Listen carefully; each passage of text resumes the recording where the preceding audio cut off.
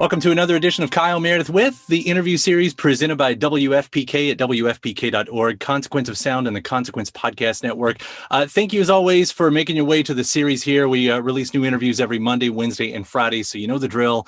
If you like what you hear, what you see, hit that subscribe button to keep up with us. I'm Kyle Meredith, and today I'm so excited to be talking with Romy of the XX. Well, that's how you usually know her, and right now it's solo. It's no XX after the name.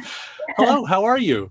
Hi, I'm good. Thanks for having me. Nice to speak to you. You too. So what we've got here is first your first official solo single with Lifetime, which is just this. It's such a fun track that you've done, and this is leading up to I guess a solo album, right? Yes. Firstly, thank you. I'm glad you like the song. I think that you saying that it's fun is all I could hope for. I wanted, obviously it's a weird time at the moment, and I tried to make a song to cheer myself up as much as anyone else. So I hope that comes across. Oh, absolutely. But yeah, I'm working on I'm in the studio right now working on an album. So for as long as I can be in the studio with other people, I'm excited to be making music. Yeah. So the journey to here, I mean, the XX has been a band over 10 years now. Of course, Jamie's done his solo stuff, and maybe this was always going to happen. I mean, did you expect that you were always going to make a solo album? No, actually, like I didn't. I'm not. I love the XX, and I've always been really content being in a band, and it's not like I had a sort of a secret, like, master plan to go solo. But I'd been writing a lot of songs, and I'd been interested in getting into pop writing for other people as another avenue to learn, to get behind understanding how pop music is made out of curiosity, as well as kind of craving an avenue to express myself that wasn't maybe just where I felt like I didn't have to be the one that would sing it. And at the time, I didn't feel as confident enough to be the one singing it. But I kept writing these songs and thinking someone else is going to sing it, and people were like to me, well, sounds quite personal to you. Are you sure you want to give it away? And over time, my confidence kind of grew a bit, and I thought, actually, maybe I can do it myself. And so it took me a little while to get here, but it feels good now. Yeah.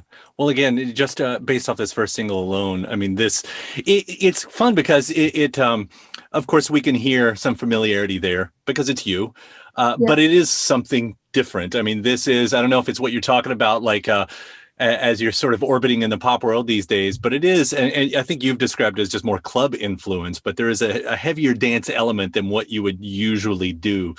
What made you lean that way, and is that sort of what we're getting from the rest of the record as well? Yeah, I definitely think you can expect more upbeat, more clubby influences. It's just a different, just a sort of window into a different side of my taste. I think that I've always loved club music. I've loved DJing for quite a long time, and it's just not kind of come out so much in the music of the XX. I think that as we've gone on with our last record and with our last tour, we had a whole section which was a lot more upbeat, but I'm just excited to show that side, and have songs that people can properly put on and dance to. That's kind of new for me. It has a good burst of positivity to it with the single specifically. Have you noticed that you've had to reach further into that with our current surroundings?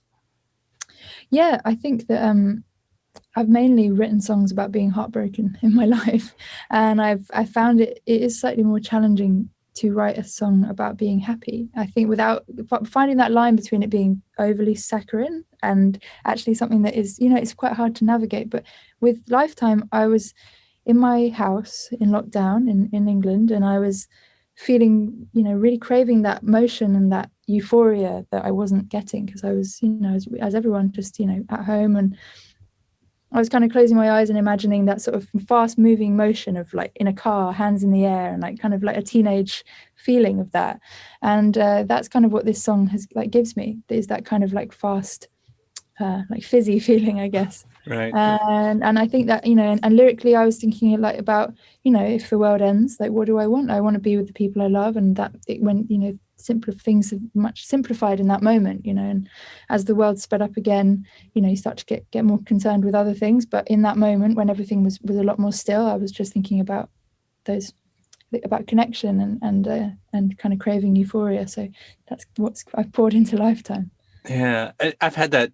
Like, it is interesting, sort of maybe cliches aside, how much, the pandemic and the quarantine has made me consider the joy of being in the moment with, like Yep. there was another artist online the other day, and I feel like it was Questlove or something that I was reading on Twitter, and he was talking about how he missed the 4 a.m. bus calls. I mean, things he would never, ever miss. Yeah.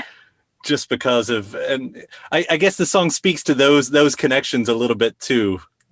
Yeah, totally. And just kind of like a sort of what's the word? I was kind of making some new resolutions at the time. Like I'm gonna try and remember these small moments. And it's so to me it's kind of a reminder of that stuff, like, to just appreciate that stuff. Yeah. Yeah. The pop world that you've been talking about, I mean, you've now written for quite a lot of people. One of those I'll just pick out of the hat here with Dua Lipa and Electricity. How different is it to be a part, versus when you're writing songs like this that might be just so personal, versus like being part of a writing team that really exists in the pop world where you can have 7, 8, 10 people on one writing credit? It's definitely a new experience. And when I first I in between making our the second and third albums, I get confused.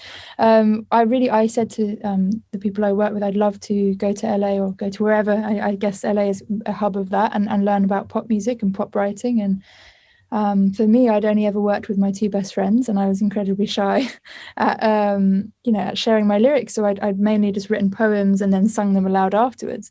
So then I went into an environment with strangers who, people would start playing music and just say, sing, sing. And I was just completely panicked. And it was good though. I learned a lot on the go. And I enjoyed feeling kind of out of my comfort zone.